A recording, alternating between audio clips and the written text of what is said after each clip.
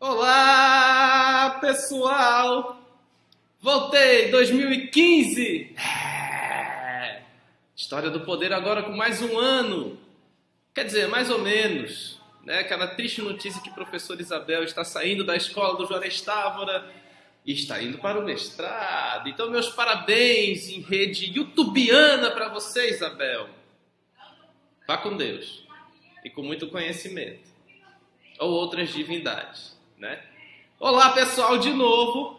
Estou aqui apaixonado. Vinícius, o que é isso? Que corações são esses saindo da sua cabeça? Eu vou falar hoje, na ajuda maravilhosa da professora Isabel e o contexto histórico da literatura, vamos falar sobre romantismo.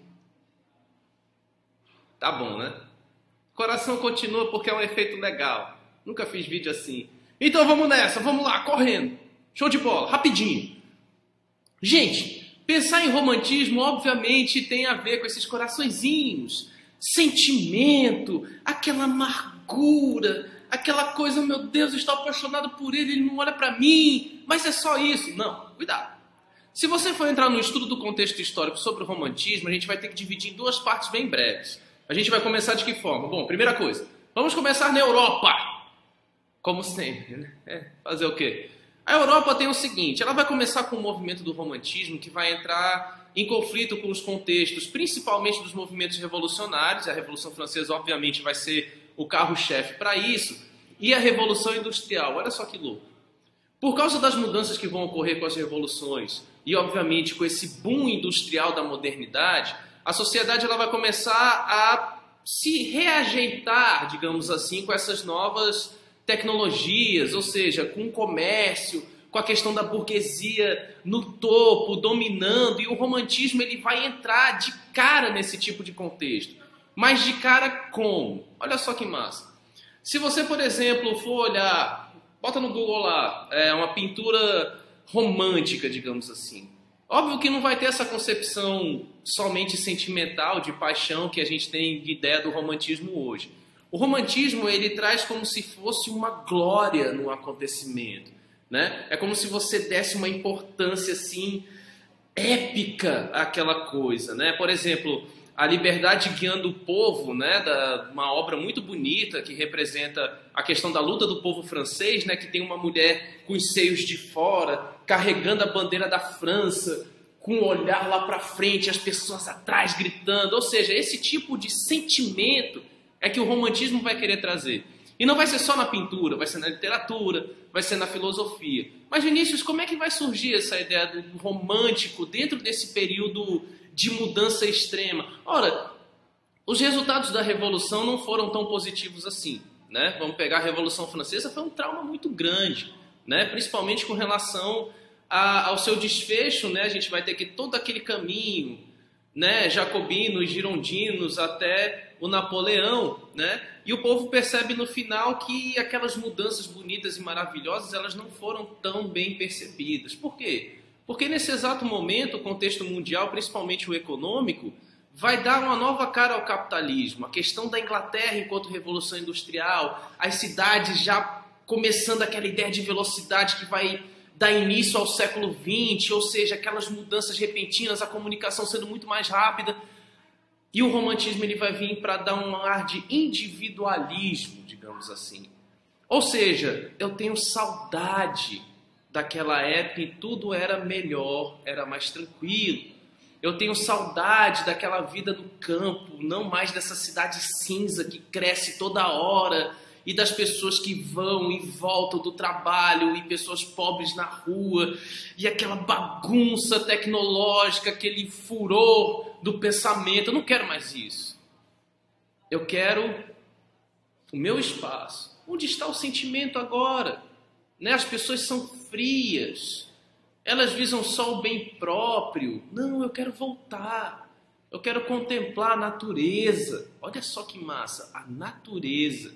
Né? Dizem que um dos primeiros românticos seria Rousseau, quando ele fala da bondade, né, do ser humano. Aquele ser humano é um homem bom, ele compactua com a natureza, ou seja, a ideia romântica ela vai caminhar por esse trajeto, né? Mas claro, nada do romântico também é maravilhoso, porque o romântico ele pega do sentimento, então é aquela questão também que junta a melancolia, junta a questão da tristeza ou daquela felicidade individual. Olha só que massa, aquela ideia da modernidade, da revolução industrial, do individualismo do ser humano. Ou seja, o meu heroísmo, o meu ato heróico para me proporcionar sentimento, né? Então todas essas ideias vão começar a dar forma ao final do século XIX europeu e o início do século XX, né? Agora, Vinícius, se a gente tem esse contexto na Europa de que o romantismo ele vai nascer dessa questão de trazer o sentimento à tona, né? De ter aquela saudade da tranquilidade, não mais essa loucura da modernidade, o Brasil ele vai sentir essa modernidade, esse romantismo de que forma? Olha só que legal. O romantismo ele vai ser trazido para o Brasil, ou o que eles vão chamar de nova poesia, né? Na segunda metade do século XIX, ele vai vir justamente com aqueles filhos ricos aqui do Brasil que iam estudar na Europa e depois voltavam para cá. Eles vão vir cheios dessa ideia, dessa nova poesia, e vão trazer para o Brasil num contexto qual? Né? O Brasil independente, o Brasil um império. Aquela ideia de nação enraizada vai começar a nascer aqui. E essa grande maioria desses meninos e meninas ricas que voltavam da Europa de seus estudos vão começar a trazer uma outra concepção, uma outra filosofia para o Brasil. E é justamente que vai cair esse romantismo naquela ideia já dos pensamentos abolicionistas. Daquela ideia de falar, não, essa questão da escravidão é um negócio muito atrasado. Né? O Brasil precisa de raízes e a natureza é aquilo que vai nos proporcionar a nossa individualidade perante as tradições europeias, principalmente as portuguesas. Mas como é que a gente vai começar a pensar esse romantismo brasileiro e trazendo as nossas raízes essa ideia de Brasil?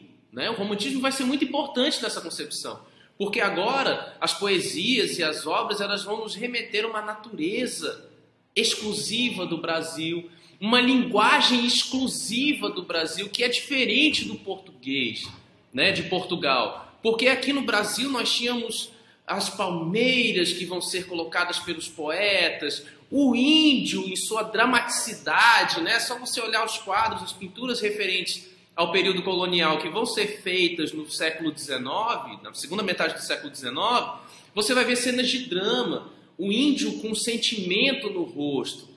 Né? Então aqui no Brasil esse romantismo ele vai se juntar com um aspecto político muito forte que é o quê? A questão do movimento abolicionista, né? Que vai ser proporcionado pelos intelectuais brasileiros que foram formados na Europa, né? Então por causa dessa ideia de nação, né? E o romantismo que traz aquele retorno à natureza, aquele ganho e o heroísmo individual, é que o Brasil vai começar a olhar para o seu passado, né? E vai mostrar esse passado como um passado não só heróico, mas também dramático, né? Ou seja, o drama do índio que foi subjugado pelo português, o drama que o negro está vivendo pela questão da escravidão, né? Então é muito importante não só você estudar a história nesse processo do fim do Segundo Reinado e no crescimento desse pensamento abolicionista, apenas pelo fato daquele contexto geral de que os burgueses precisavam de mão de obra aqui no Brasil,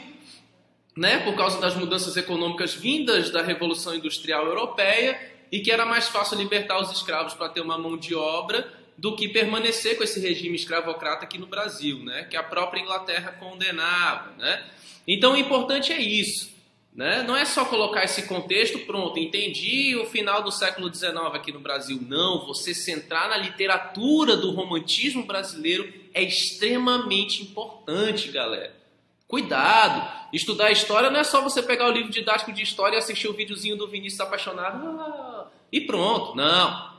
Isso aqui, como eu sempre falei para vocês, é só o início de um estalo na sua cabeça. Você precisa conhecer a literatura brasileira, você precisa ler, por mais difícil que a linguagem seja, você precisa ter contato com a literatura brasileira, porque aí sim você tem uma ideia melhor desse contexto. Para aí vocês terem ideia de quanto o romantismo aqui no Brasil, que não vai ser o mesmo romantismo da Europa, claro que ele vai ser trazido de lá só o melhor do romantismo europeu, e ele vai ser adaptado para uma situação política muito importante aqui no Brasil. né? Que são esses pensamentos intelectuais como o romantismo, o positivismo, né? Essa ideia de republicanismo aqui no Brasil, para que haja uma mudança, uma quebra dessa ideia de monarquia, né? E remeter o passado do Brasil como algo romântico e heróico, que é o que a gente tem hoje nas nossas principais obras, né? Se você pegar os feriados que a gente comemora hoje no Brasil e as histórias dos heróis da nação, são histórias extremamente românticas, heróicas. Ou vai dizer que aquele quadro do Grito do Ipiranga não é romântico? Todo mundo em volta, com a espada levantada, aquela coisa bonita, né? Tu olha, um quadro gigante, né? Ou seja, o próprio tamanho do quadro já deixa você assim, ó, né? Então tudo isso tem um peso do romantismo, né? Para você ver que é muito importante você ter a linha da literatura junto com a linha da história. É exatamente isso que eu quero deixar para vocês. Meus vídeos não são o fim, são apenas o estalo para o início do estudo de vocês. É assim que vocês vão ter uma compreensão muito melhor das coisas e vão perceber que história, ou literatura, ou português não são apenas conteúdos para você passar no Enem, não, meu velho. É para você interpretar a sua própria vida, aquilo que você vê todo dia. Até os meus vídeos você pode fazer isso. Pode falar até que é mentira o que eu estou falando, só para ganhar dinheiro no YouTube. Talvez. Você nunca vai saber. Gente, prazer ter voltado em 2015. Vai ter mais vídeo, mesmo sem a professora Isabel aqui. Olha a dramaticidade do romantismo. Né? Mesmo sem a professora Isabel aqui, esses vídeos vão continuar. Se você está assistindo no YouTube, mande a sugestão de aulas para eu gravar aqui para vocês. Né? Não vai ser num MacBook, mas tudo bem. Estou mal acostumado. Gente, muito obrigado, tudo de bom. Feliz 2015 para vocês, para todos nós. E a História do Poder está de volta. Valeu, tudo de bom. Tchau.